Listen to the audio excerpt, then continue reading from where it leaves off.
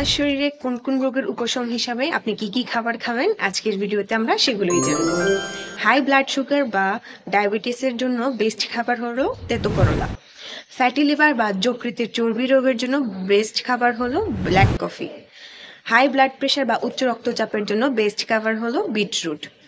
কোষ্ঠকাঠিন্য বা কনস্টিপেশনের জন্য বেস্ট খাবার হলো ফাইবার সমৃদ্ধ খাবার, যেমন ডাঁটা শাক, সবজি, মিষ্টি কুমড়া, ঢেঁড়স, শসা ইত্যাদি, এবং ফলমূল হিসেবে খেতে পারেন পেয়ারা, কলা, বেল ইত্যাদি। বেস্ট একটি উপায় হলো আপনি বেশি বেশি পরিমাণে পানি পান করবেন, সেক্ষেত্রে আপনি এই সমস্যা থেকে মুক্তি পেতে।